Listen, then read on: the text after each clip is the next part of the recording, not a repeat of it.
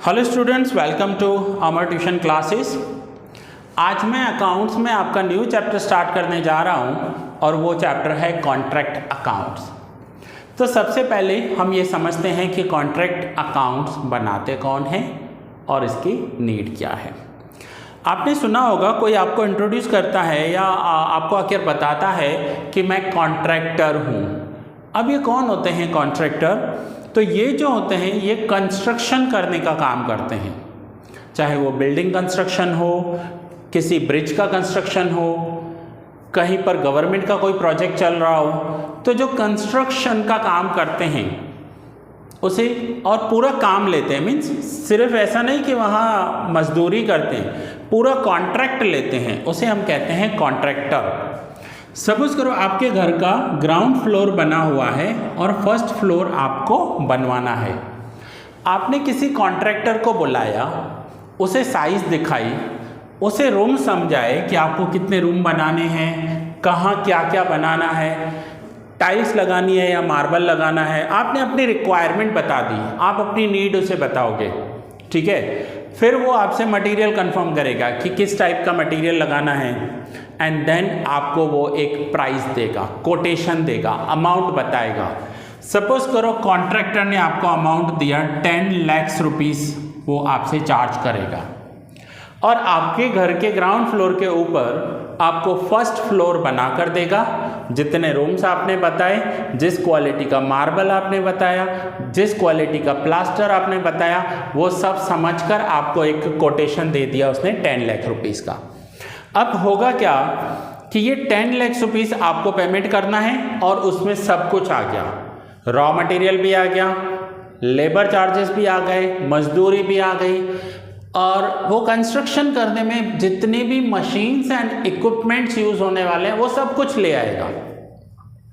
वो आपको first floor construction कर देगा, प्लास्टर करेगा, टाइल्स या मार्बल लगा कर देगा, इलेक्ट्रिक फिटिंग कर देगा, प्लम्बर का काम करके देगा, आपको आपका फर्स्ट फ्लोर पूरा रेडी करके देगा। तो इसे कहते हैं कॉन्ट्रैक्टर, ठीक है। सो होपफुली आपकी मीनिंग क्लियर हो गई कि कॉन्ट्रैक्टर होता कौन है। अब वो जो कॉन्ट्रैक्टर अपने अकाउंट्स बनाता है उस अकाउंट्स को कहते हैं कॉन्ट्रैक्ट अकाउंट। उस अकाउंट को क्या कहेंगे? Contract account. अब ये जो कॉन्ट्रैक्टर होता है ना, ये आपके घर पर आकर खुद काम नहीं करेगा, ये आपसे कॉन्ट्रैक्ट लेगा सिर्फ। फिर रॉ मटेरियल ऑर्डर करेगा, अलग अलग दिन पर अलग अलग मजदूरों को लेकर आएगा और ये उनसे काम करवाएगा, ये खुद काम नहीं करेगा। हाँ, ध्यान से समझना इस बात को।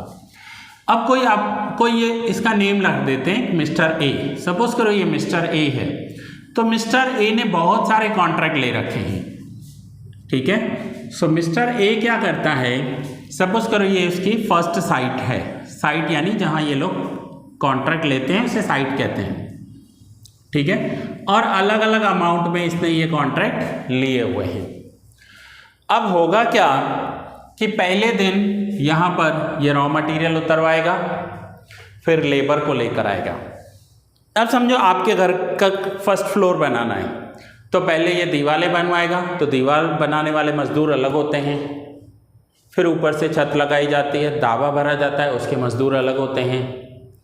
फिर वो हो जाएगा तो प्लास्टर वालों को लेकर आएगा, फिर प्लास्टर का काम हो जाएगा तो इलेक्ट्रिक फिटिंग वाले को लेकर आएगा, इलेक्ट्रिशियन को लेकर आएगा, वायरमैन को लेकर आएगा। अब जो कंस्ट्रक्शन का काम करते हैं उन्हें सीमेंट चाहिए, उन्हें मशीन्स चाहिए, इक्विपमेंट चाहिए, आयरन रॉड्स चाहिए, तो उन्हें लेकर आकर देगा। फिर जब इलेक्ट्रिशियन का काम चल रहा होगा तो इलेक्ट्रिशियन बताएगा कि मुझे वायर चाहिए, मुझे इलेक्ट्रिक बटन्स चाहिए, स्विच बोर्ड चाहिए, जो भी चाहिए वो लेकर आएगा। तो ये कॉन्ट्रैक्टर खुद काम नहीं करेगा, ये अलग अलग टाइम पर अलग अलग लोगों को लेकर आएगा और उनसे काम करवाएगा और उनको उनकी मजदूरी देगा। बट आपसे ये एक टोटल अमाउंट चार्ज करेगा और जिसमें सब कुछ आ गया। अब आपके घर का जो फर्स्ट फ्लोर बनाना है उसकी कॉस्ट सपोज करो 8 लाख रुपीस है, तो ये आपसे 10 लाख रुपीस चार्ज करेगा, 2 लाख इसका प्रॉफिट होगा। अब ऐसे इसके बहुत सारे कॉन्ट्रैक्ट लिए हुए हैं, तो तो मैं यहाँ लिख देता हूँ contract number 1, contract number 2, contract number 3, contract number 4, ऐसे 4 कॉन्ट्रैक्ट लिए हुए। अब चारों कॉन्ट्रैक्ट पर सीमेंट की नीड है, सीमेंट चाहिए होता है कंस्ट्रक्शन करने के लिए, और इसका जो सीमेंट का सप्लायर है वो एक ही है। तो वो जो सीमेंट सप्लायर है वो कॉन्ट्रैक्ट 1 पर भी सीमेंट भेजेगा, कॉन्ट्रैक्ट 2 पर भी भेजेगा, कॉन्ट्रैक्ट 3 पर भी भेजेगा और कॉन्ट्रैक्ट 4 पर भी भेजेगा। इट मीन्स ये खरीदी जो करता है, जो परचेज करता है, एक ही जगह से करता है पूरा रॉ मटेरियल, ठीक है, सीमेंट का यानी, और अलग अलग कॉन्ट्रैक्ट पर भेज रहा है। तो अब इसे ये कैसे पता चले कि किस कॉन्ट्रैक्ट पर कितना सीमेंट यूज हुआ, उस कॉन्ट्रैक्ट की कॉस्ट क्या हुई और उस कॉन्ट्रैक्ट में से प्रॉफिट कितना हुआ? तो वो कॉन्ट्रैक्ट अकाउंट बनाएगा, जिस अकाउंट से उसे पता चल जाएगा कि पर्टिकुलर कॉन्ट्रैक्ट का कॉस्ट कितना हुआ और उसे प्रॉफिट कितना हुआ। इसलिए बनाया जाता है कॉन्ट्रैक्ट अकाउंट। अब कॉन्ट्रैक्ट अकाउंट बनाने के लिए जो हम अकाउंट के रूल्स अप्लाई करते हैं वही सब रूल्स होंगे। आपकी बुक में फॉर्मेट भी दिया हुआ है कॉन्ट्रैक्ट अकाउंट का, आप देख लीजिए, मैं पेज नंबर बताता हूँ। हो सकता है आपका बुक ओल्ड एडिशन हो या न्यू एडिशन हो तो उसमें पेज थोड़ा सा आगे पीछे हो, मैं आपको अकाउंट दिखा भी देता हूँ, ठीक है। अब मैं जो आपको बता रहा हूँ ये इस बुक में से बता रहा हूँ, पेज नंबर 250 पर दिया हुआ है, और मैं आपको कैमरा में कॉन्ट्रैक्ट अकाउंट दिखा भी देता हूँ ताकि आप लोग फाइंड आउट कर लो कि आपके बुक में ये कहाँ है। ये देखिए, ये है कॉन्ट्रैक्ट अकाउंट। इस टाइप का एक अकाउंट बनाया जाता है जिसे हम कहेंगे कॉन्ट्रैक्ट अकाउंट। आप इसका हो सके तो स्क्रीनशॉट भी ले सकते हैं। चलिए, अब क्या होगा, अब कॉन्ट्रैक्ट अकाउंट जैसे हम एक नॉर्मल सिंपल अकाउंट बनाते हैं वैसे ही होगा। एक्सपेंसेस डेबिट होंगे, अगर कोई इनकम हो रही है तो वो क्रेडिट हो जाएगी। तो आप इस फॉर्मेट को देख लीजिए। अब इस फॉर्मेट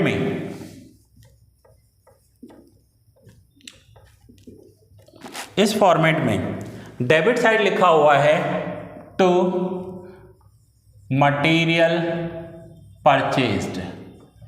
अब ऐसे बहुत सारे कॉन्ट्रैक्ट होते हैं ना, तो ये कॉन्ट्रैक्टर क्या करते हैं, उस कॉन्ट्रैक्ट को एक नंबर दे देते हैं। सपोज करो कॉन्ट्रैक्ट अकाउंट 1, फिर इसी ईयर में दूसरा कॉन्ट्रैक्ट लेंगे तो उसे कहेंगे 2, या फिर एरिया के अकॉर्डिंग उसका कोई एक नेम डिसाइड कर लेते हैं कि एक ए एरिया है, दूसरी बी एरिया है। अब इस कॉन्ट्रैक्ट के लिए जितना भी मटेरियल लगेगा वो इसमें डेबिट किया जाएगा। उसके बाद वेजेस या मजदूरी लगेगी तो वो डेबिट किया जाएगा। उसके बाद कोई प्लांट या मशीन लिया है तो वो डेबिट किया जाएगा। सो सभी के सभी एक्सपेंसेस डेबिट किए जाएंगे। बहुत सारे एक्सपेंसेस होते हैं, डायरेक्ट एक्सपेंसेस, इनडायरेक्ट एक्सपेंसेस, जितने भी एक्सपेंसेस होंगे वो सब के सब डेबिट किए जाते हैं। यहाँ पर कोई इनकम होती है तो वो क्रेडिट की जाती है, या फिर मटेरियल परचेज हुआ है तो डेबिट होगा, मटेरियल सेल हुआ है तो क्रेडिट होगा, क्योंकि सेल्स ऑलवेज क्रेडिट होती है। मटेरियल रिटर्न किया है तो भी क्रेडिट करेंगे। तो ये कॉन्ट्रैक्ट अकाउंट था, ये आपके बुक में पेज नंबर 250 पर दिया हुआ है, जो आपको समझना है। अब आगे इसमें ईयर एंड करते हैं जब, जैसे कि कोई भी ईयर सपोज करो जनवरी में स्टार्ट होगा तो दिसंबर में पूरा होगा, और अगर अप्रैल में स्टार्ट हुआ है तो मार्च में पूरा होगा। अब जब ईयर एंड आता है सो हमें ये देखना होता है कि कॉन्ट्रैक्ट का काम पूरा हो गया, यानी कॉन्ट्रैक्ट पूरा कंप्लीट है या नहीं है।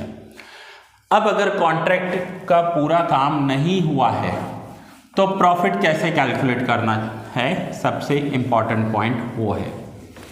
ध्यान से समझना जो मैं अभी पॉइंट समझाने वाला हूँ। सपोज करो कि किसी कॉन्ट्रैक्टर का ईयर स्टार्ट हुआ 1 जनवरी 22 और ये ईयर पूरा होगा 31 दिसंबर 22। अब इस कॉन्ट्रैक्टर ने, ये ईयर है इसका, ठीक है, अब इस कॉन्ट्रैक्टर ने एक न्यू कॉन्ट्रैक्ट लिया है, न्यू कॉन्ट्रैक्ट लिया है, और वो कब लिया है? से एग्जाम्पल 15 दिसंबर 22। अब 15 दिसंबर 22 को एक कॉन्ट्रैक्ट लिया और हुआ क्या कि 15 दिन के बाद ही ईयर पूरा हो गया, ईयर क्लोज हो गया। सो अब इसका अभी तक वो जो कॉन्ट्रैक्ट है, वो जो काम है वो पूरा नहीं हुआ, क्योंकि अगर हमें अपने घर का फर्स्ट फ्लोर भी बनवाना होता है तो भी 6-8 महीने तो लग ही जाते हैं। तो अभी तो इसने कॉन्ट्रैक्ट लिया था, 15 दिन हुए, काम पूरा हुआ ही नहीं है, बट ईयर एंड हो गया। जब ईयर एंड हो जाता है तो गवर्नमेंट को तो बताना पड़ता है कि आपने कितना प्रॉफिट किया या उस कॉन्ट्रैक्टर ने कितना प्रॉफिट किया। तो ये कॉन्ट्रैक्टर गवर्नमेंट को कैसे बताएगा, क्योंकि अभी तक कॉन्ट्रैक्ट तो पूरा हुआ नहीं है, कॉन्ट्रैक्ट को स्टार्ट हुए ही 15 दिन हुए। तो इस कॉन्ट्रैक्ट को जब आधे में पूरा किया जाता है तो उसका कुछ प्रॉफिट एंड लॉस अकाउंट में ट्रांसफ़र किया जाता है और कुछ profit work in progress account में ट्रांसफ़र किया जाता है, जिसे कहते हैं रिजर्व। अब ये प्रॉफिट कैसे ट्रांसफ़र किया जाता है वो मैं आपको सम्स में बताऊंगा, क्योंकि हम सम्स में ही समझ पाएंगे कि ये प्रॉफिट कैसे ट्रांसफ़र करना है। अब यहाँ सबसे बड़ी प्रॉब्लम क्या होती है कि सपोज करो कि ये तो 15 दिन हुए इसी कॉन्ट्रैक्ट को, किसी कॉन्ट्रैक्ट को 1 महीना हो जाता है, किसी को 2 महीने, 3 महीने। अब ये कॉन्ट्रैक्टर क्या करेगा, ये धीरे धीरे करके कॉन्ट्रैक्टी से पैसा लेता जाता है। कॉन्ट्रैक्टी किसे कहते हैं? सो कॉन्ट्रैक्टी जिसने कॉन्ट्रैक्ट दिया है, ध्यान से समझ दिए। कॉन्ट्रैक्टर किसे कहेंगे? जो काम कर रहा है, यानी जो जिसने कॉन्ट्रैक्ट लिया है। एंड कॉन्ट्रैक्टी किसे कहेंगे? जिसने कॉन्ट्रैक्ट दिया है, यानी जिसको अपना घर बनवाना है उसे कॉन्ट्रैक्टी कहेंगे, और जिसने घर बनाने का कॉन्ट्रैक्ट लिया है उसे कॉन्ट्रैक्टर कहेंगे। अब कॉन्ट्रैक्टी पैसे देगा कॉन्ट्रैक्टर को, ये पूरे के पूरे पैसे एडवांस नहीं देने होते हैं, क्योंकि कॉन्ट्रैक्टर को पूरा पैसा एडवांस दिया और उसने काम पूरा ना किया या पैसे लेकर भाग गया तो, और पूरे पैसे बाकी भी नहीं रखे जाते, क्योंकि कॉन्ट्रैक्टर काम कर ले और बाद में कॉन्ट्रैक्टी उसको पैसा ना दे तो। सो यहाँ पर क्या होता है कि ये कॉन्ट्रैक्टर एक अंदाज़ा लगा लेता है कि 10 लाख का कॉन्ट्रैक्ट है और अप्रॉक्स 5 मंथ्स लगेंगे, 5 महीने लगेंगे ये काम पूरा करने में। सो अंदाज़ा हर महीने वो 2 लाख रुपीस, 2-2 लाख रुपए लेता जाएगा। ठीक है, अब जितना काम करेगा उतना पैसा लेता जाएगा, जितना काम पूरा होगा उतना पैसा लेता जाएगा। नाउ सबसे बड़ी प्रॉब्लम कहाँ आती है? सबसे बड़ी प्रॉब्लम आती है कि कॉन्ट्रैक्टर कहेगा मैंने 1 लाख रुपीस का काम कर दिया है, आपकी दीवारें बना दी, 1 लाख रुपए का काम हो गया, मुझे 1 लाख रुपया दो, मुझे मज़दूरों को मजदूरी देनी है, मुझे मटेरियल जो सप्लाई करता है उसे पैसा देना है। तो अब हमें कैसे पता चले कि टोटल 10 लाख के कॉन्ट्रैक्ट में 1 लाख का काम हुआ है या नहीं हुआ है? तो हम किसी आर्किटेक्ट को या इंजीनियर को अपॉइंट करेंगे जो हमें सर्टिफिकेट देगा, जो हमें बताएगा कि कितना काम पूरा हुआ है, कितने % काम पूरा हुआ है। कॉन्ट्रैक्टर बोल रहा है 1 लाख का काम हुआ है। अगर 1 लाख का काम हुआ है तो उसका हमें इंफॉर्मेशन आर्किटेक्चर या इंजीनियर दे सकता है। ठीक है, अब आर्किटेक्चर जितना काम बोलेगा, सपोज करो आर्किटेक्चर बोल रहा है नहीं 1 लाख का नहीं 90,000 का काम हुआ है, तो उसे कहते हैं सर्टिफाइड वर्क। सर्टिफाइड वर्क भी कहते हैं या वर्क सर्टिफाइड भी कहते हैं। ठीक है, कुछ टीचर्स या प्रोफेसर CW लिखते हैं और कुछ टीचर्स WC लिखेंगे, सर्टिफाइड वर्क या वर्क सर्टिफाइड। अब 1 लाख में से 90,000 का सर्टिफाइड किया, आर्किटेक्चर बोला है नहीं 1 लाख तो ज़्यादा बोल रहा है, 90,000 जितना काम हो चुका है। अब जितना काम उसने अनसर्टिफाइड किया, यानी 10,000 का काम अभी पूरा नहीं हुआ है, तो उसे कहते हैं अनसर्टिफाइड वर्क। ठीक है, कॉन्ट्रैक्टर ज़्यादा पैसे लेने के लिए वो बताता है कि ज़्यादा काम हो गया। 10 लाख का कॉन्ट्रैक्ट है, आपको बोलेगा 2 लाख का काम हो गया, 3 लाख का हो गया, 5 लाख का हो गया, पैसे लाओ, जल्दी लाओ। काम इतना हुआ नहीं है बट वो पैसे लेता जाएगा, वो ज़्यादा बताएगा। तो उसके लिए हमें इंजीनियर या आर्किटेक्चर बताते हैं कि कितना काम हुआ है, और जितना काम हुआ है उसे कहते हैं सर्टिफाइड वर्क, और जितना उसने मना कर दिया उसे कहेंगे अनसर्टिफाइड। अब रियल कॉन्ट्रैक्ट में क्या होता है कि जितना भी सर्टिफाइड काम हुआ है, चाहे वो आर्किटेक्चर बता रहा है या इंजीनियर बता रहा है, उसका हम उसे 80% पेमेंट करेंगे। तो 80% जो पेमेंट करेंगे उसे हम कहेंगे कैश रिसीव्ड और कैश पेमेंट। कॉन्ट्रैक्टर के लिए कैश रिसीव्ड होगा और कॉन्ट्रैक्टी के लिए ये कैश पेमेंट हो जाएगा। So cash received. सपोज करो 90,000 का काम हुआ है और हमें 80% देना है, तो 90,000 का 80% होगा 72,000, तो 72,000 हम उसे कैश पेमेंट करेंगे। सो ऐसे उस कॉन्ट्रैक्टर के बहुत सारे कॉन्ट्रैक्ट लिए हुए होंगे। इवन आप देखिए अहमदाबाद में मेट्रो का प्रोजेक्ट चल रहा है, और वो मेट्रो का प्रोजेक्ट लास्ट 4-5 साल से चल रहा है, इवन ज़्यादा हो गया होगा, उससे भी ज़्यादा हो गया होगा। तो ये जो बड़े बड़े कॉन्ट्रैक्टर होते हैं, उनका कॉन्ट्रैक्ट जो है वो एक लॉन्ग टर्म के लिए चलता है, और लॉन्ग टर्म में जो कॉन्ट्रैक्ट चलता है उसे पूरा करने के लिए टाइम लगता है। मैनी टाइम ये भी होता है कि जैसे ये कॉन्ट्रैक्ट 4-5 साल चलते हैं, अब उन्होंने मटेरियल का एक प्राइस सोचा होगा। से एग्जांपल उन्हें सीमेंट 250 रुपीज़ में मिल जाएगी। अब इन्होंने 250 के अकॉर्डिंग, सीमेंट के अकॉर्डिंग कॉन्ट्रैक्ट ले लिया। 1 साल 2 साल गए और यहाँ पर सीमेंट का प्राइस हो गया 300, फिर 1 साल और गया, सीमेंट का प्राइस हो गया 400। ऐसा हुआ तो कॉन्ट्रैक्टर को लॉस भी हो जाता है। इनकी जो कॉस्ट है वो इंक्रीज हो जाती है। कॉस्ट इंक्रीज होने की वजह से इन्हें लॉसेस होते हैं। सो जो कॉन्ट्रैक्टर होते हैं वो ध्यान से कॉन्ट्रैक्ट लेते हैं, संभाल कर कॉन्ट्रैक्ट लेते हैं। सो स्टूडेंट्स, आज ये इंट्रोडक्शन लेक्चर था।